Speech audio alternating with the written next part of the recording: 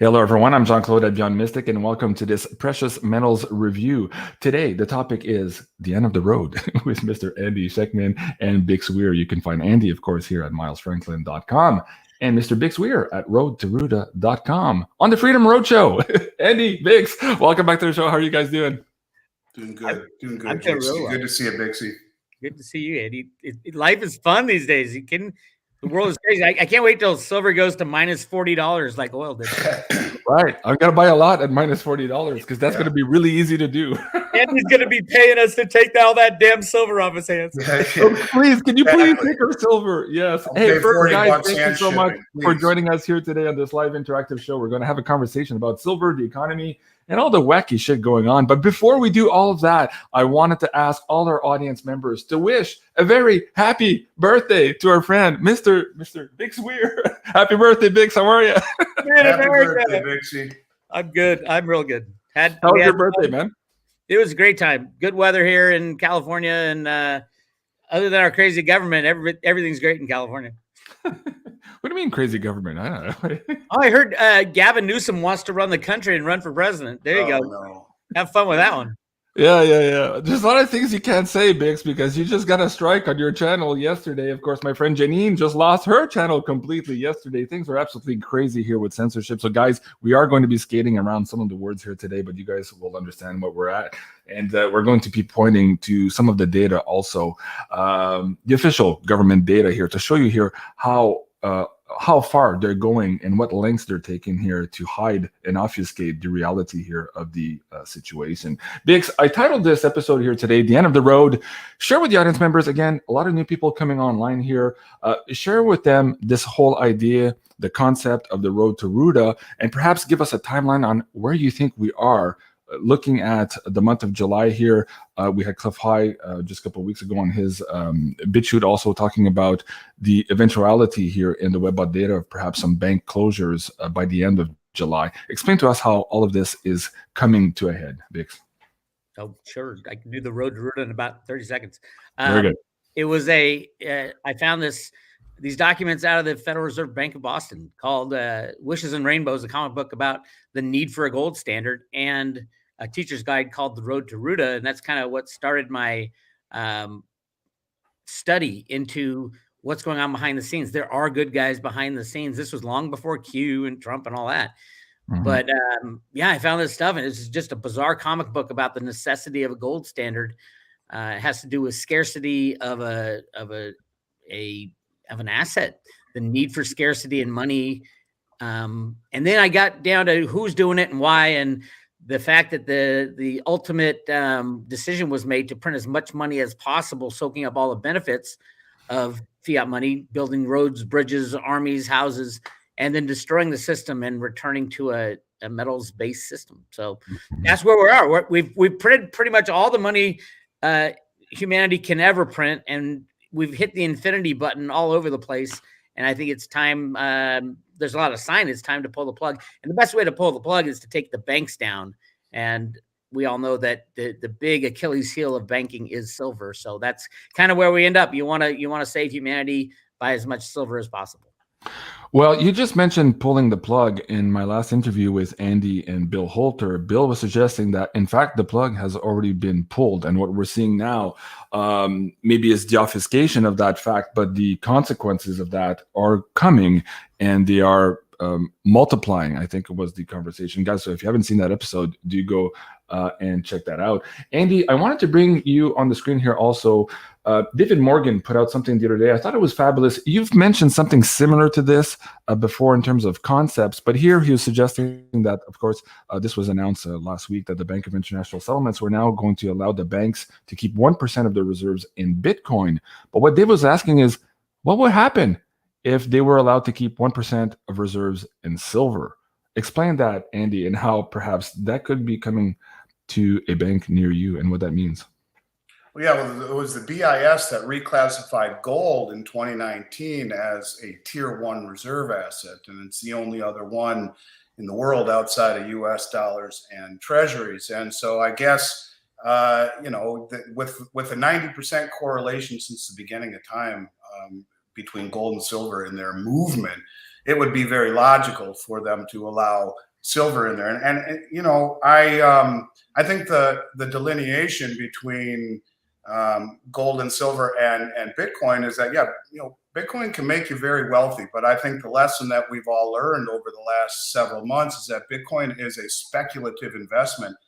And so I think that if they're going to allow things like Bitcoin, which have proven to be, certainly can make you wealthy, but also can be quite volatile and speculative, having something like gold and silver as the bedrock of stability in a monetary plan or a monetary portfolio would make tremendous sense. And look, I'll tell you, you see a move like that, all of a sudden you start to get into the theory of unobtainium. Gold and silver are already becoming very difficult to get, and the price that we see, falling prices, and nowhere, I mean, not even in the same vicinity in terms of reflection as at what we're seeing in the physical market. Mm-hmm. And you know, I'm going to mention something only because Bill wants me to, and Bill's client wants us to. And Bill and I are going to do some shows here in the next few days talking about this. One of Bill's clients Bill wrote an order through my company for $50 million last week. Now, this is 6 times the biggest order my company has ever done in $7 billion in transactions in the last 33 years.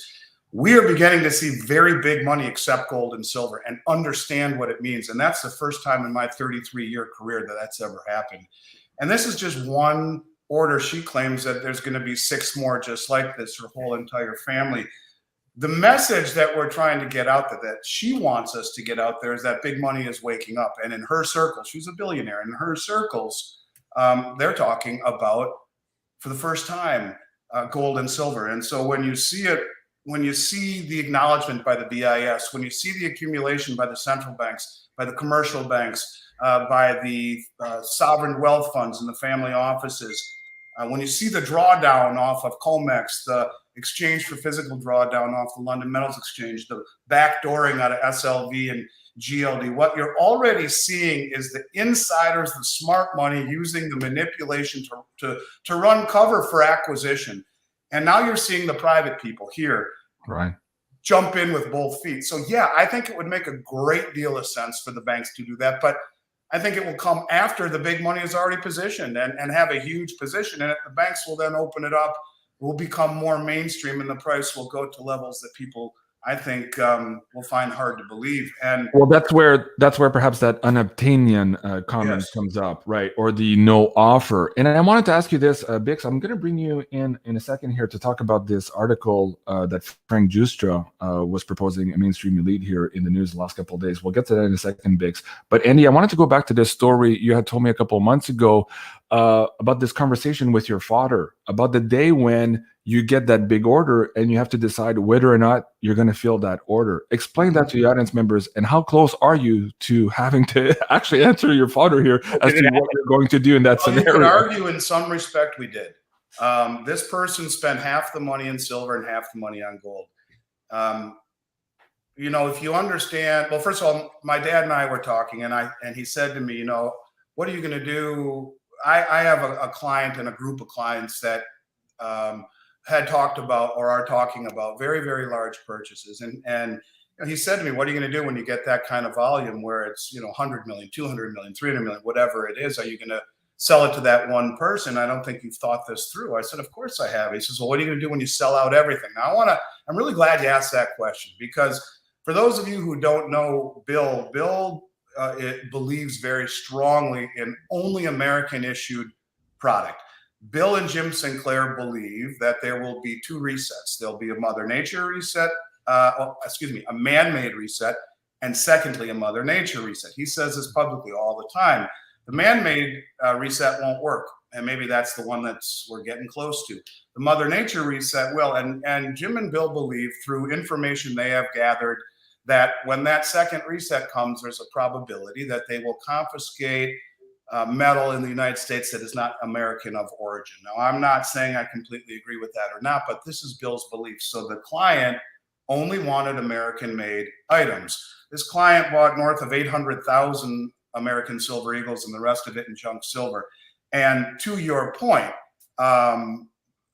I couldn't sell my Silver Eagles on my price sheet. I will not have for probably 8 weeks or longer, because I sold everything I could find all throughout the United States into the month of August in terms of allocations from the U.S. Mint.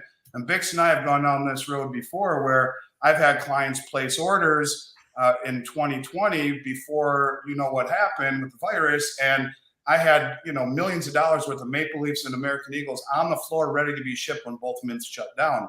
Right. So I had to go out into late August in terms of allocations from all sorts of distributors all around the country. And as in terms of junk silver, in terms of American Silver Eagles, I couldn't sell them right now. So what happens when this becomes bigger, when more people wake up to what's happening and start to look at gold and silver as a life raft? And so I think that is something that's really very possible, because all of the assets out there have blown up sky high. You look at silver and it's not even half of its all-time high. You look at gold, it's still below its all-time high. But just about every other asset class, from real estate to bonds to securities, are trading at all-time highs, factored against inversely correlated rather to a rise in interest rates. And so in this interest rate environment, if things really start to rise, it'll be a religious experience for most of the people in this country. And pulling back and saying, where do you put your money? If you don't notice silver right now as being an incredible value, you're really not looking. And if you don't realize gold was classified tier 1, there's something important coming with gold, and I think the central banks have that in mind. So, well, let me get into that and bring in. Thank you, Andy. I appreciate that. Let me get into that, Andy. Frank Giustra, in his Toronto Star article just a couple of days ago, quote unquote, the writing is on the wall that some form of change is imminent, and a global monetary system reset may be already underway. Now, of course, he's choosing his words carefully, but this is not tinfoil hat. This is not, BIX'S, JC, and Andy talking the shit here. This is somebody who is part of those bigger circles, as Andy is talking about, making the mainstream news here about this change being imminent. When you tie that in to what you're seeing, to the absolutely crazy quarterly derivatives books also, is it a surprise to you now that even the elites now are doing what Andy just said, making big moves here to protect themselves before this change actually occurs in earnest? Go ahead. Well, it was a surprise to me that they weren't doing this 20 years ago. They're supposed to be the smart money. And I mean, I don't know why anybody would buy gold at a 90-to-1 ratio, 92-to-1 ratio right now. If you like gold a lot, buy as much silver as possible and then swap it for gold when it gets down to 5-to-1 or 10-to-1 or 1-to-1 even. Right. You'll have plenty of gold, but right now at 92-to-1, I think the ratio is right now. It's a no-brainer to buy silver. If you understand gold, then you should understand silver.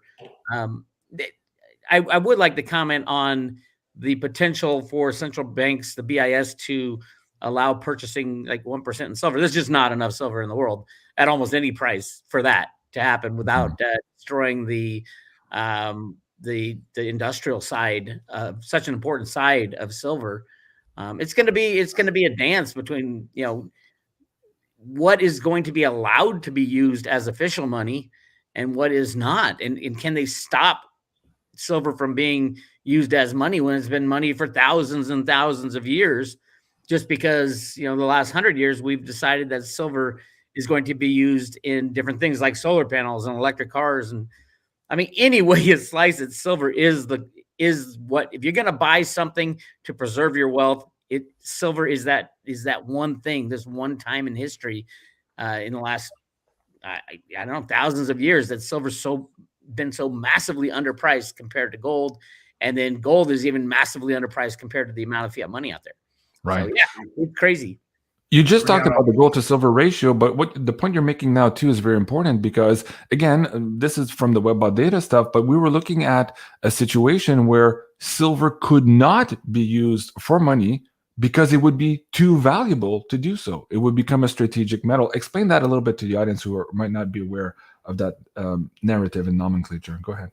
Well, I don't like that term strategic metal, because that implies that the government's going to come in and try to put shackles around silver. And I don't doubt that the government would do that. I don't think they'd be successful. No government has been successful. in reining in any commodity when it is not expressed its fair market value. Fair market value is very simply the price someone will pay to get a real physical asset in their own possession, the amount of money you would pay. And because silver does not really have an exchange on the planet, it's got a futures and options exchange called the COMEX, where 500 million ounces can trade in a single day, when the whole world takes a full year to mine 800 million ounces. Everything is backwards and sideways in the silver market, and more people are starting to see that, and the governments are trying to hide it. And that's what you can see in the OCC data. The latest OCC data is you can see it blatantly that the government is trying to hide what's really going on. Okay, we'll get to that in a second, but folks, just on that idea of sci-fi world, the need for silver and how it might actually be, the unobtainium temporal marker, and the fact that it would be too valuable to be money, you guys can download the old Webbot reports from Cliff High. He gave us permission to put this up on our website. These are the unabridged, unedited, original reports. You can find them on the web, but sometimes they've been modified. So these were the ones that Cliff gave us in the zip files here. So you can find that at beyondmystic.net/Cliff High. And what's interesting in those reports are the temporal markers, where other events would happen in a group of settings that would suggest timing of it all. And when you look at those temporal markers, they're manifesting really, really quick right now this year. Cliff, BIX'S, and Joe and I did a show on this just a couple of months ago, showing that, yes, we're hitting those temporal markers now. So again, it'll give you a little bit of context for this whole conversation. You just mentioned the derivatives report. Let me bring this in. You sent me this link, so I'm going to give it to the audience members here as well, so that they can go and download this report for themselves. We're on page 45. Andy, start here. Explain to us what we're looking at and why it's absolutely important for us to understand. Those are the derivative positions by the commercial banks, and you can see Q1 2022 to what length they are going to hold down the price.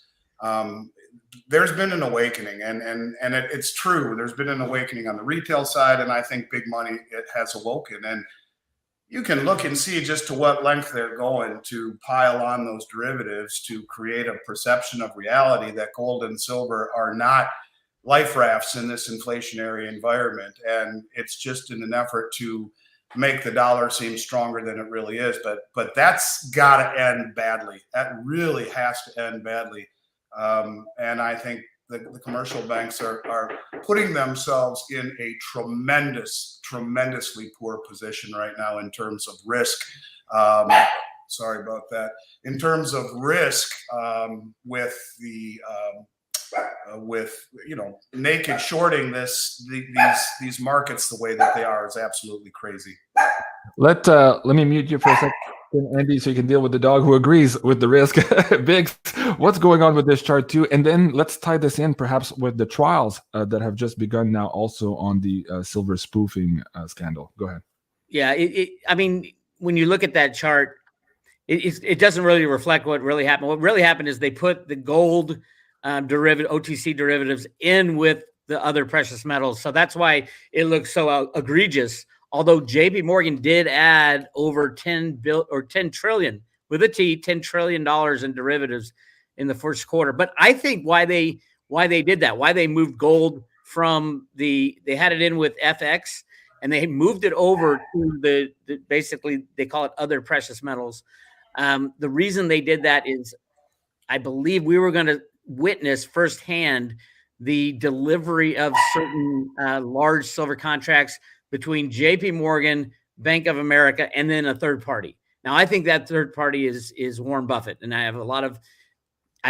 this isn't something that I have just sound rock solid proof, but I have a lot of information pointing to Warren Buffett, his investment in Bank of America, his divestment in all other banks, his the time he bought silver back in 1999, he bought, I think he said it was 2%. 2% of his Berkshire Hathaway was invested in silver. So it's not a big deal. Right. He's 2% of Berkshire Hathaway today is about 1.2 billion ounces would equate to about 1.2 billion ounces of silver. Just happens to be right around that same amount. And I know Warren Buffett is trying to fulfill what his father wanted to do. His father wanted to bring us back to a gold and silver standard. Howard Buffett was a huge congressman from Nebraska, fought on the floor of Congress to get us to return to a gold standard. I think Warren in his last big move is going to fulfill his father's dreams of getting us back there. And the way to do it is to buy silver and take down the banks. And it appears that's what's happening. Anyways, we had this conversation with Julie. We were looking at the astrology for this year and how all of this lined up. So please do go and check out this episode if you haven't seen it already. It was called the Silver Astro Woo with BIX'S and Julie from Maison Jupiter. A big thank you to Julie also for providing all of those astrological charts for us to better understand here how all of these energies are colliding with each other. So speaking of this collision, I'll get both of you to chime in. Maybe Andy, BIX'S, you can start first here. Explain first of all this lawsuit. Explain the fines that they've already paid for this, countermanding all of the mainstream narrative that there is absolutely no spoofing in the silver market. What's happening here, and why do people again need to pay attention here? Well, today is the trial for the 3 JP Morgan. There was more than 3, but the 3 that haven't settled. It's their trial for rigging the gold, silver, and the treasury markets. This is the same case that JP Morgan, the company, settled for $920 billion at the time, was or $920 million at time was the largest fine in commodity history. Yeah. Since then, Trafigura has paid, I think, $1.4 billion to settle some oil chicanery. But to me, these guys are up on RICO charges, and RICO charges are completely different than just, a lone guy trying to spoof the market. RICO charges means you're colluding with other people and other banks. It's systemic. Yeah. It's systemic. And by the way, RICO charges carry a maximum fine of 3 times what you stole. So if JP Morgan really, spent 10 years, as Ted Butler has pointed out, spent 10 years keeping the price of silver low so they could load up on physical, the Justice Department could go after, and that's over 1 billion ounces of physical silver. Justice Department with RICO charges could go after JP Morgan for 3 billion ounces. So there's a lot on the line. And people who say, you'll never get rid of the bankers. You'll never stop this. It can't happen. Silver is the bank killer. Still, they can't get out of their silver short. Jeffrey Christian just came on CPM Group on their YouTube videos and begged everybody to buy silver derivatives. Jeff is the worst poker player in the world. So obviously the banks are looking for someone to take the other end of that trade. Right. Okay. You just mentioned Ted Butler also. Andy, we were talking about, well, first of all, if you want to comment on this trial that's coming up, how you're paying attention to that. And then let's get into this article that you were reading there from Ted Butler. Go ahead. Yeah, I mean, it's real. And there's no better example of just how real this is than the interview Chris Marcus did with Bart Chilton, who told this whole story, how JP Morgan inherited Bear Stearns short position, how that put them over position limits on the short side, and they had agreed to shorten or to get their short position in line with legality over a certain period of time. And when that time frame had expired, in fact, they didn't shorten anything. They in fact extended their short position.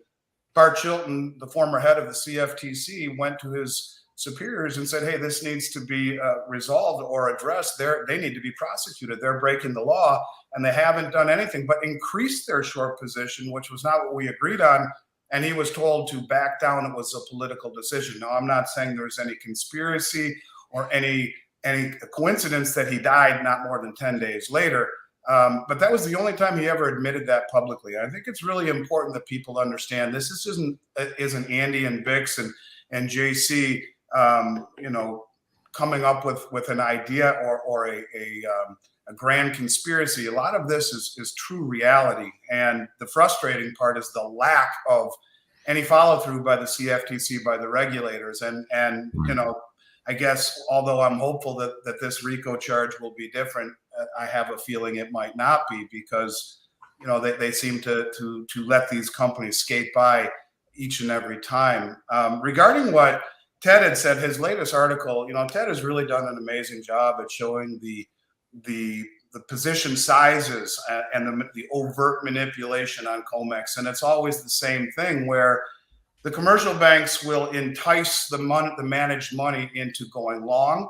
And what is very unusual, what's different about the way markets work and the way that the commercial banks work is that the commercial banks will short gold and silver as they're rising. Now, people who short would typically short it as it's falling. You continue to short, it goes further and further and further down. You short something with the anticipation of buying it back later at a lower price. And so if it's dropping and you continue to short it, it continues to fall, it adds fuel to this fire. The commercial banks are notorious for shorting when the price rises. And so what they do is they sucker the managed money traders into going long, which then pushes the price up. The commercial banks then jump on top, they short it, the price drops. They capture the premium of the options expire worthless, they rinse, wash, and repeat. When the nickel market imploded in March of earlier this year, Ted Butler shows a very interesting set of facts and has an idea that I'd just like to explain to people because it really resonated with me. I'm going to read a little bit about what he said, but I want people to understand that this to me is as logical as it gets. He says, first I must raise a set of circumstances so coincidental as to be nearly impossible to be purely coincidental. The default and busting of trades on the LME nickel took place on March 8th. On that same day, the price of gold hit an all-time high of 2080, and the price of silver hit 2750, the highest it had been since June 2021. Since then, since those price highs, gold has fallen by more than $350 or 17%, and silver by a much steeper $8.50 or 30%. Also, in the Commitment of Traders report for positions as of that same day, March 8th, the concentrated short position of the four largest traders indicated a short position of 188,358 contracts, or 18.8 million ounces, and a concentrated short position in silver of 54,187 contracts, or 271 million ounces. As it turns out, this was the largest concentrated short position for COMEX gold since March 2020 and for silver since June 2021. Now, here's where it gets interesting. He says, interestingly, since March 8th, the concentrated short position in gold has fallen by more than 66,000 contracts, while the true commercial only portion of the concentrated silver position has fallen by more than 17,000 contracts. Both of these are around 35%. And this was as of last week's Commitment of Traders report. He goes on to say that the events of March 8th, which culminated in the LME nickel default by the largest concentrated short seller, sent a powerful message to the concentrated shorts in COMEX gold and silver futures that they had better get their house in order and reduce their short positions pronto. He says, moreover, what I am contending, namely that the big commercial shorts in COMEX gold and silver have put in motion a plan to buy back and cover as many of their concentrated short positions as possible, looks to me to be the perfect and only real solution available to them. And the only way for the big commercial shorts to pull this off successfully would be to rig a market sell-off of the ages, which is what we have witnessed. In essence, the big commercial shorts on the COMEX have and are offloading their short positions largely to the brain-dead managed money technical funds. So what he's basically saying is that the commercials started the ball down the hill, and the managed money jump on, and they push the price way down, which does the dirty work for the commercials, who then can cover their short positions. He's saying the positioning of the commercial banks in gold and silver are very bullish as they've been in a long, long time.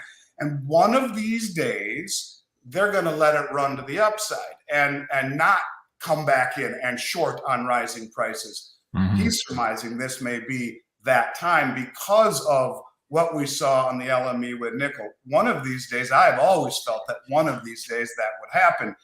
And they've been trying to use the manipulated price to run cover for acquisition. And when you look at all the metal that's been pulled off of the exchanges, the commercial and central banks have bought, and we were saying earlier, the managed money, the sovereign wealth funds, whatnot, they're all pulling physical possession of physical metal. And maybe at one of these points, when they've got all they've got, like JP Morgan, 1.3 or 4 billion ounces of silver and 45 million ounces of gold, they let the price run. And they're using that chart right there, all of those derivatives, to run cover for this acquisition.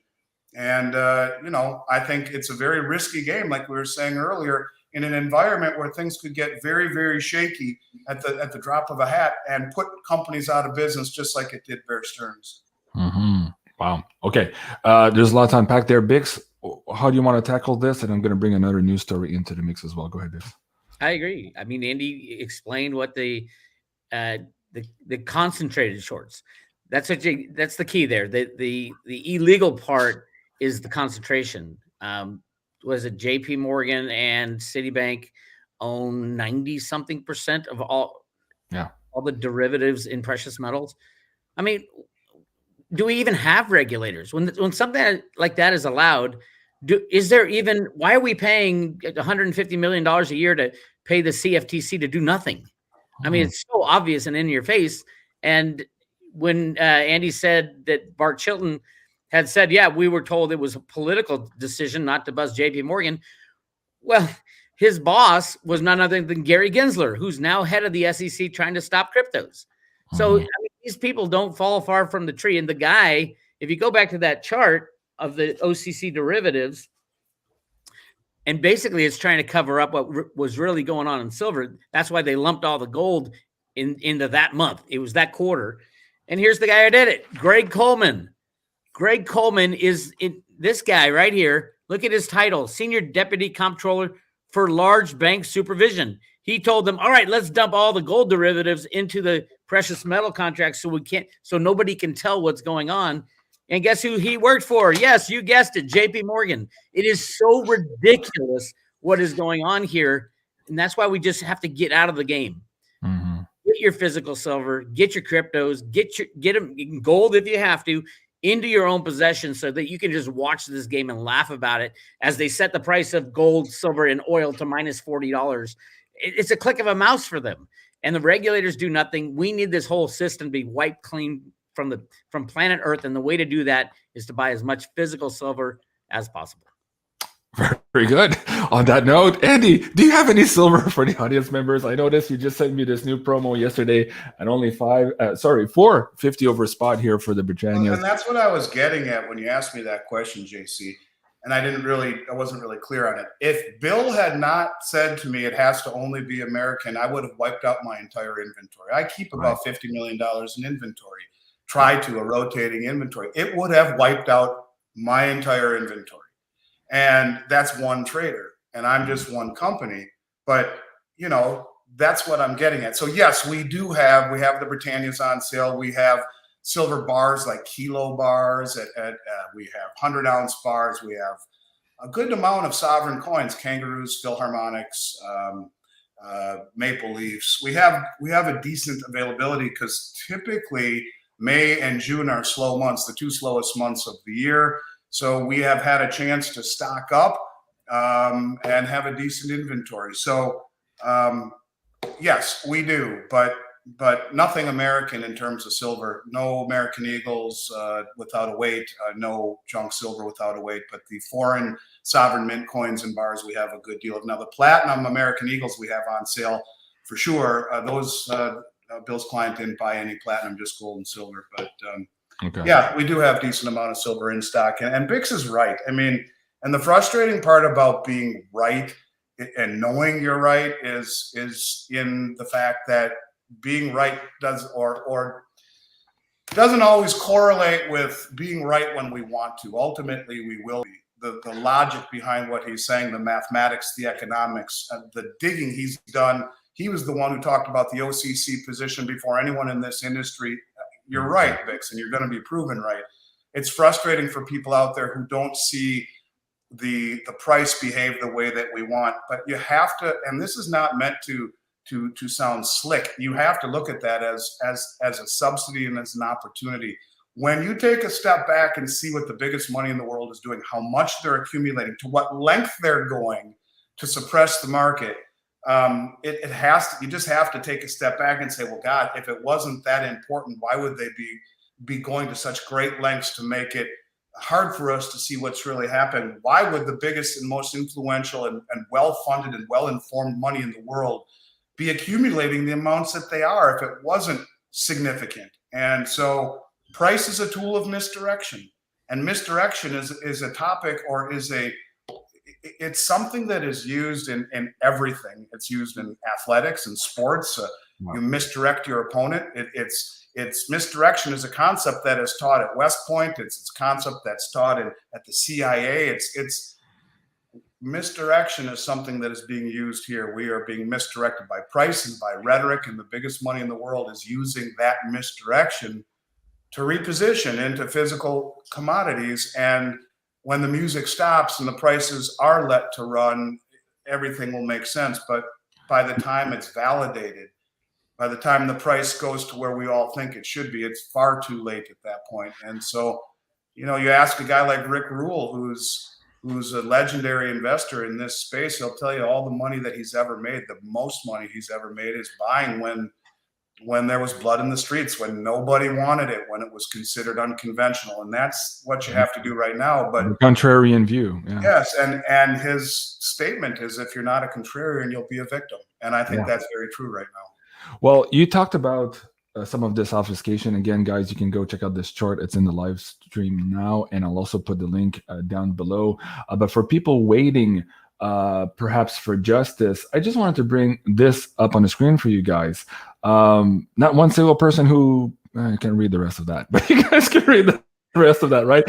So sometimes what these guys are alluding to is the wheels of justice do move very slowly. So don't hold your breath there. That being said, Andy is bringing up a good point about the timing. It's not just about being right, but there's a timing factor in all of this because of the wheels of justice. We're not in a vacuum. There's all this political, there's war rhetoric as well that influences all of this. But going back to the timing, BIX'S, a lot of people are watching this and they're saying, oh, I heard so-and-so analyst, I heard maybe this person over here, because of the crash right now and everything, we might see more pressure on silver, and maybe I'm going to buy it at $6 or $9, right?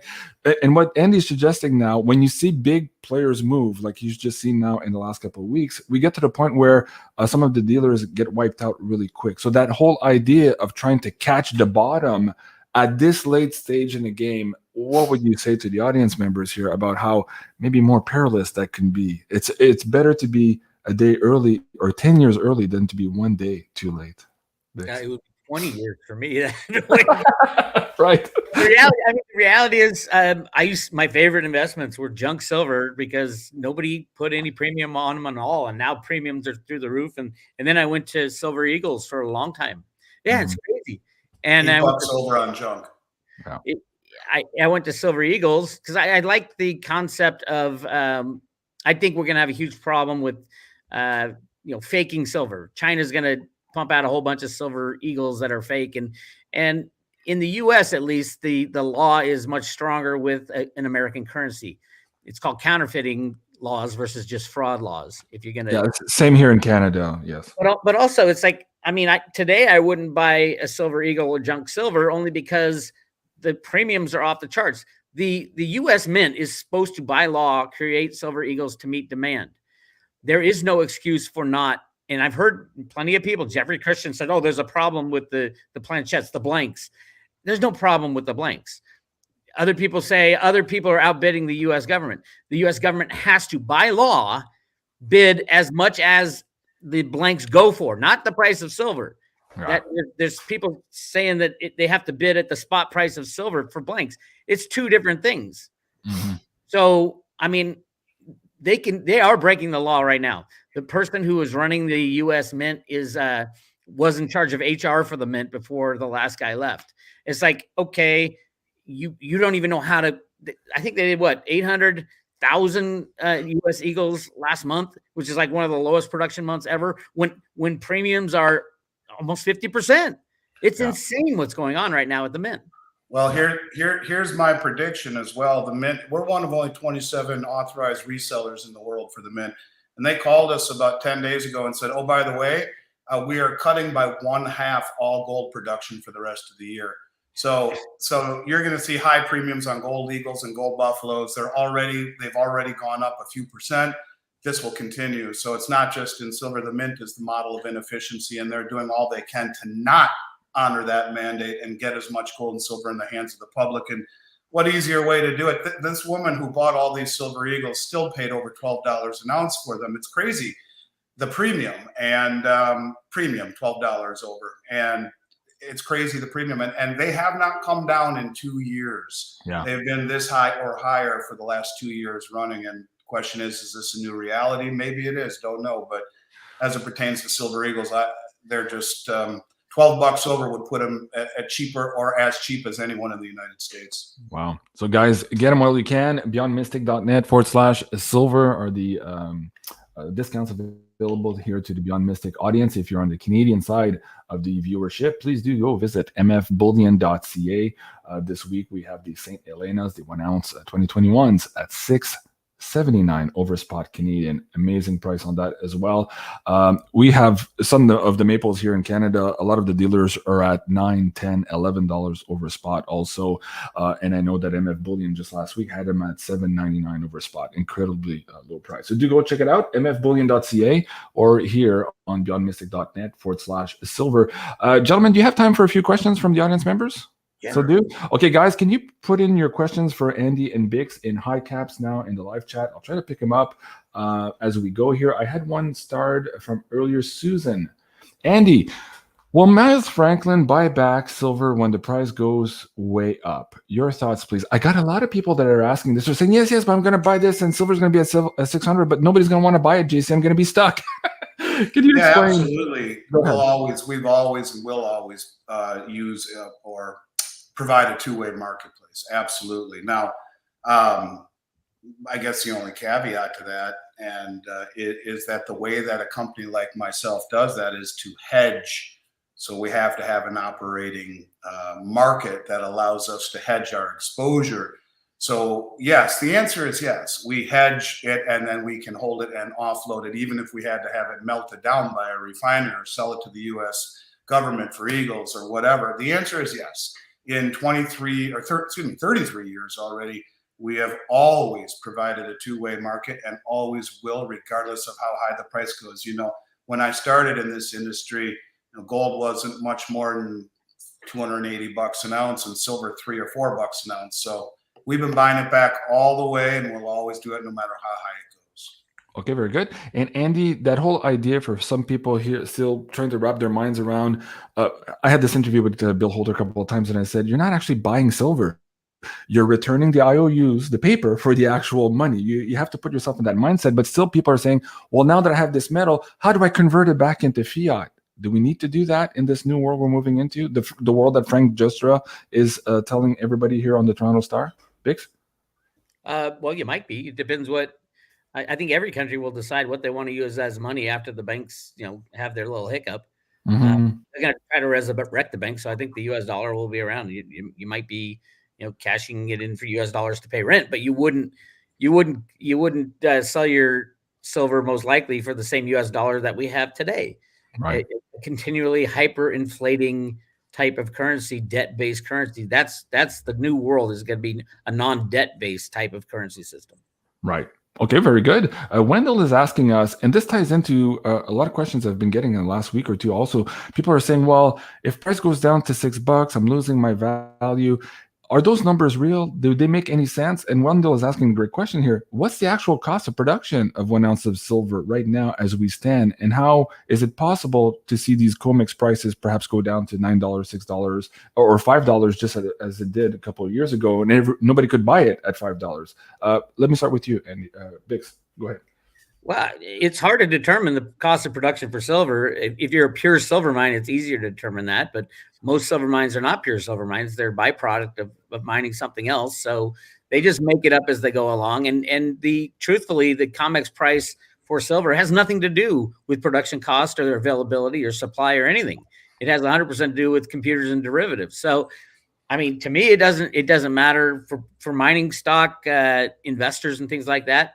I don't know, Andy. Do you know what the current average cost for production? Every mine is different. So it's somewhere in the $17.50 range, I think, somewhere in that neighborhood, minimum. But like you said, 65 to 70% of all the silver that comes to market is from byproduct mining of other metals, where they're mining for copper and stumble across some silver.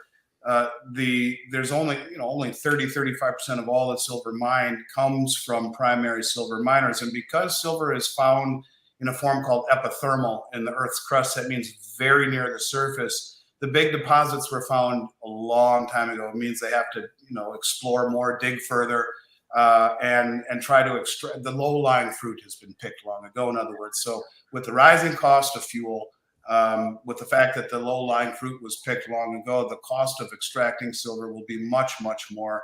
And just like oil at -40 or silver at $11 in March, when that happened, you couldn't find an ounce of silver for under $20. When it fell from 21 to 9 in 2008, a 65% drop, not only was every ounce of silver gone in North America for the second half of the year, no one found anything. Everything was sold out or shut down. All the major mints, all the major refiners, all the major dealers were completely and totally out of product. When they finally came back online somewhere around the end of October, with 8 to 12 week delivery delays for Canadian Maples or American Eagles, the premium was in excess of 100%. So with $9 silver, you were paying $18 to $19 and waiting 8 to 12 weeks to get your product. So to BIX'S point, the price on COMEX is completely detached from what the real price is to get anything fabricated and in your hand. And it will only get tougher and tougher and tougher. When I started talking to Keith Neumeyer, who's a buddy of mine, and I would see him every year at conferences, and we would talk. And a couple of years ago, he told me 8 to 1 is the current ratio coming out of the ground. I had dinner with him in Las Vegas maybe a month and a half ago. He told me it's now 7 to 1.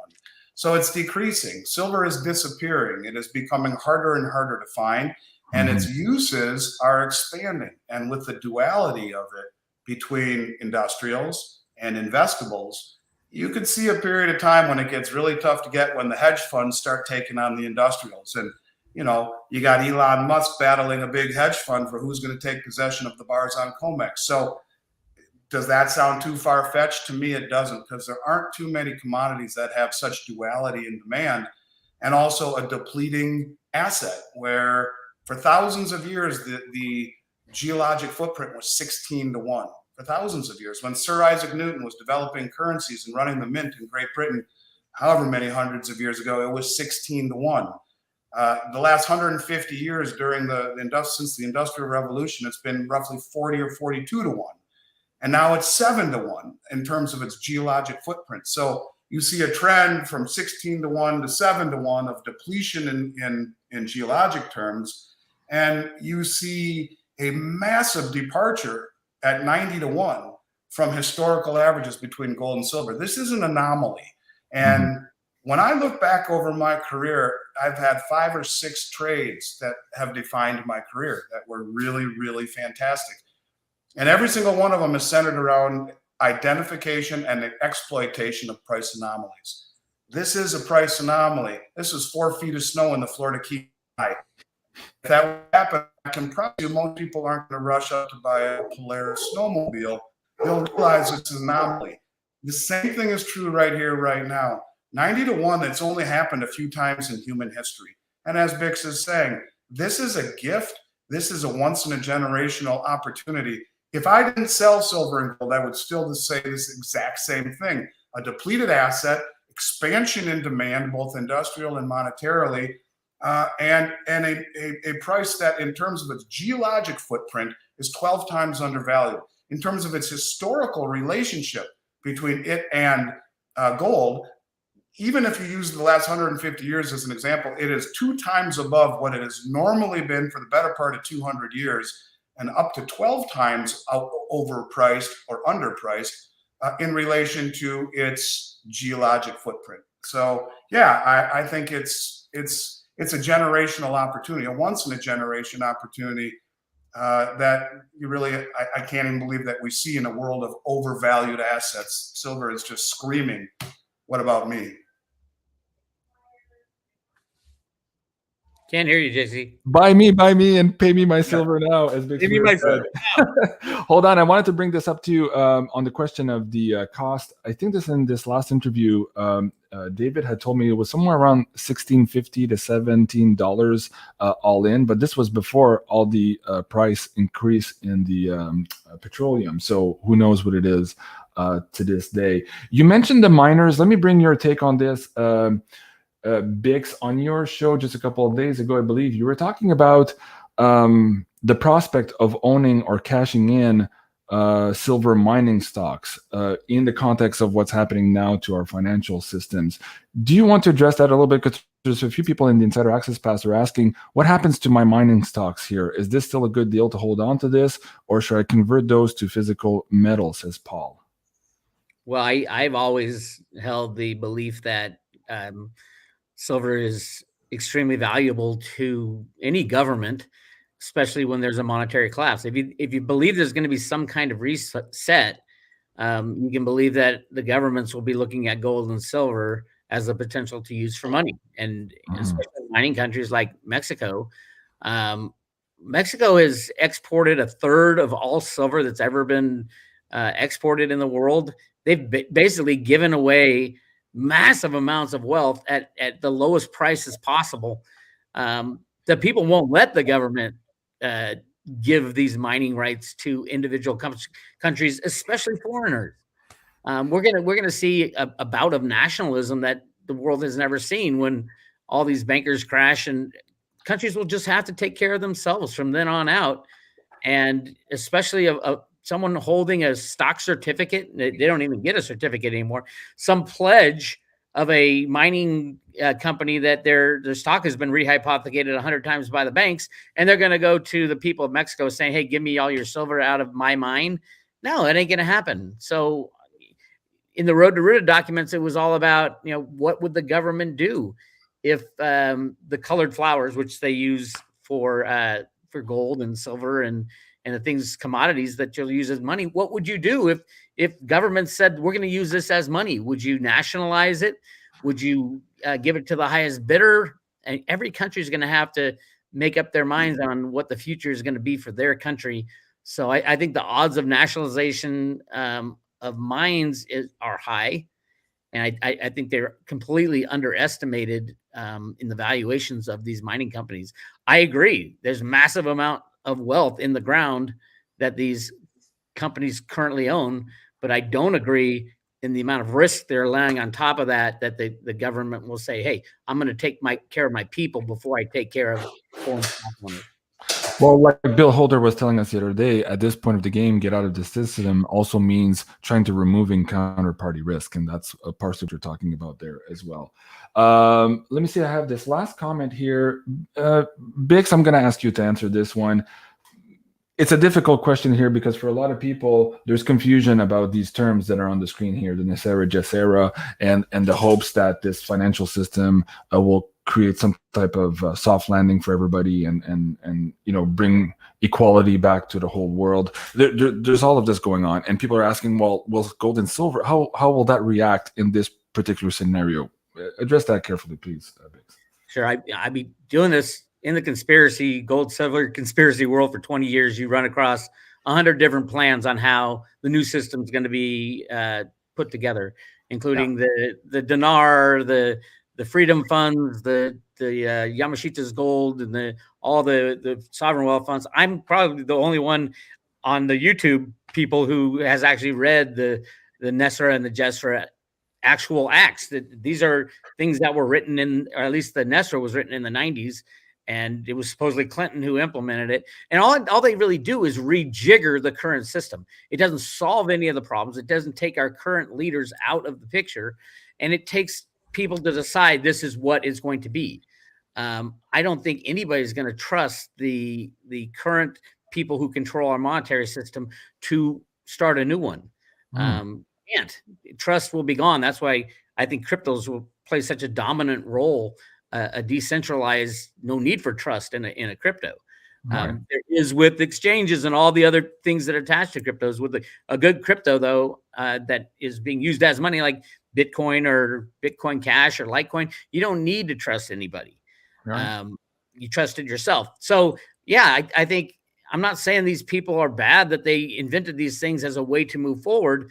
I'm just saying no one's going to accept it. We have a massive misallocation of wealth throughout the world. The rich people will still be rich with Necera and Giustra, and the poor people will still be poor with Necera and Giustra.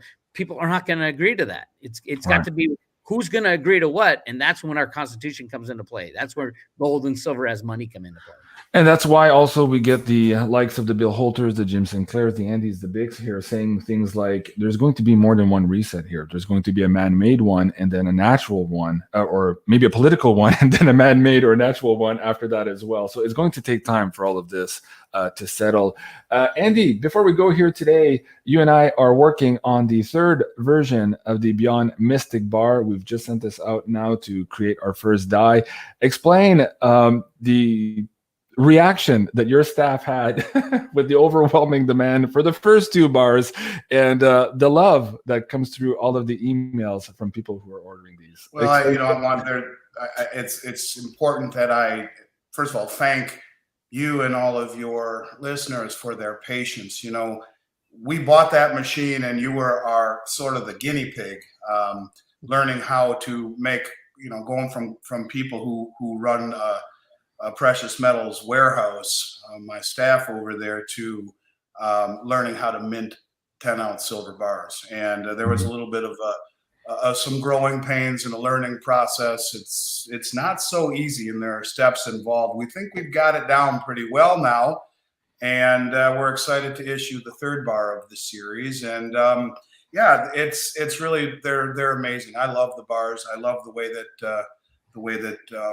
they've turned out, and we think we've got it down now. So all of the hiccups that we had in learning how to become producers of silver, not just distributors of it, is something that's been a great experience. And we're eager to get this one produced and sent out, and are very appreciative of the patience that you've had, that your listeners have had. We've had a couple hiccups with a few issues along the way, and some of your listeners or subscribers were very gracious in allowing us to replace bars that had some black marks on them or whatnot. We figured all that out, and it's a great thing now. So we got to get the Road to Ruta bar next and get BIX'S on board and get those going as well. Is there a timeline for that, BIX'S? You had me at hello. Okay, I love it. All I need from you, BIX'S, is a vector file. It's called Vector. A vector file with your design. We'll pay for the mold. You get the vector file for us, and we'll get them issued right away. Right. And if you need help with that, BIX'S, Julie, who's doing all of that work for me on our end of things, I'm sure can help you out as well with all of that. She knows the format and everything. And I keep getting all of these amazing pictures from our audience members who are showing us their crystal grids and how they're including their amazing BeyondMystic silver bars to their meditation room. I absolutely love it. A big thank you to everyone here today. A big thank you to you, BIX'S. Again, a big happy birthday to you. And explain to the audience members what's coming up on the road show here at roadtoruta.com. What's the next destination, BIX'S? Well, the first destination will be Sonoma, and then if you go to roadtoruta.com, hit roadshow, it'll show you we're doing Salt Lake City, Kansas City, Austin, Oklahoma City, St. Louis, Denver.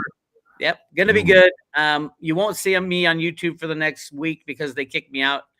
But I'll be back after that, hopefully. And if you want to join the private road and get your silver Ruta coin, click on the subscribe, and the coin is really cool. Paints each one.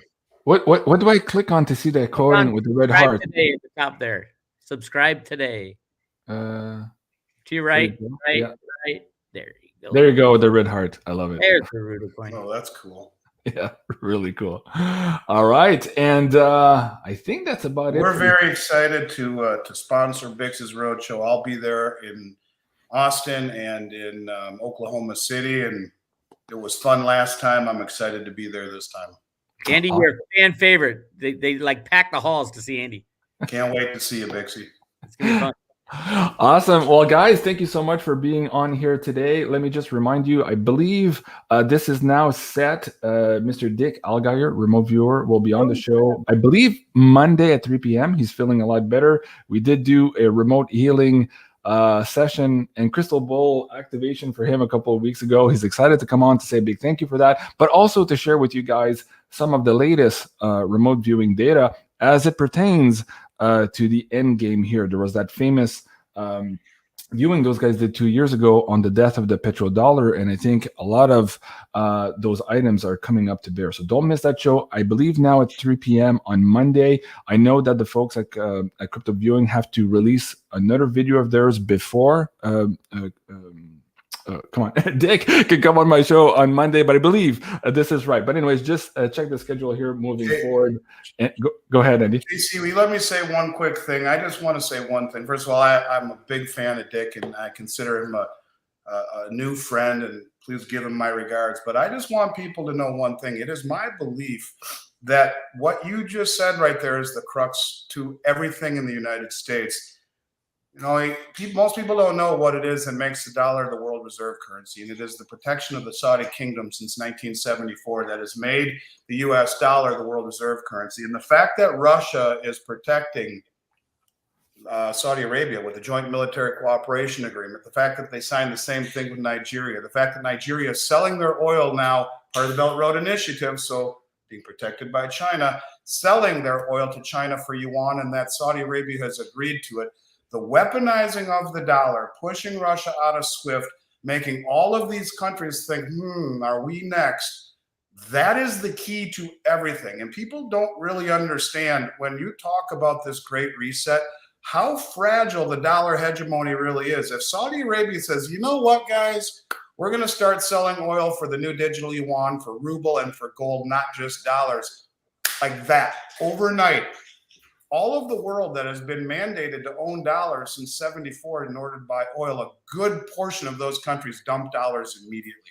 Those dollars come flying home, creating massive hyperinflation. If you think it's bad now, it gets worse. But all of the pillars of wealth in this country, stocks, bonds, and real estate, inversely correlated to a rise in rates, overnight would be limit down. Because when all those dollars come flooding home, interest rates spike to the moon. It would collapse stocks, bonds, real estate, and the dollar simultaneously like that. Now, I hope to God I'm wrong, but that to me is the linchpin of everything. Because the Fed saying they're going to get tough on rates and only raising them 75 basis points ain't getting tough on rates. They don't want to light the fuse, but the villain, OPEC, BRICS nations, Putin, there's your villain. And it's, I think, a lot closer than people think. So listen to what Dick has to say, because it is that dollar hegemony. It is the petrol reserve status and the protection of the Saudi kingdom that gives us the world reserve status. And if Saudi Arabia decides that they don't want to just take dollars anymore and we're not the petrol reserve currency and all those countries dump dollars, it will be a religious experience in this country. And this is why you own silver. It is not to get rich. It isn't. It is wealth. It's been wealth for 5,000 years. Yeah, you may get rich as everyone else loses everything, but that's not going to be a fun experience. You own gold and silver to give you protection from exactly what you just said. And exactly, if I have any idea what Dick is talking about, that's the reason. And I'll tell you what, our fate, whether you like it or not, in my opinion, is held in OPEC's hands. And if OPEC says we're done just taking dollars, in a matter of minutes, life in this country changes. So I think everyone should tune into that. Everyone should tune into that and listen really intently, because it's about as important as it gets, in my opinion. One thought on that. Biden is going to Saudi Arabia in about a week to do something, to beg for more oil or to just get the final heave ho. Get an old guy like that to fly that far for a big reason. We don't know what that reason is. I think Saudi's just going to turn their back on him, and then you see all hell break loose. Yeah, and here's yes, okay, beg back better, Biden Harris. Yeah. So we'll see how that goes. Thank you so much, both of you guys. Wow, what mic drops those words. Please, if you're in the audience, members, rewind the tape, listen to that again. A big thank you to both of you, BIX'S and Andy, for all of your time, your wisdom, and sharing all of this with the audience members. And I'm asking you, the audience members, if you like this show, please let us know in the comment section below. Let us know what topics you want us to look into as we move forward here into this end of the road game scenario. And please also share this video with your friends and family. This is what we have left us here in the community together, is to share this information so that we can protect each other and have the information to make those right decisions here as we move into this weird and wacky transition, as Mr. Giustra was talking about in the mainstream news a couple of days ago. I'm Jean-Claude Beyondmystic. I love you guys. Please remember to like, share, and subscribe, and we'll see you soon. Au revoir. Au revoir. Au revoir. Au revoir.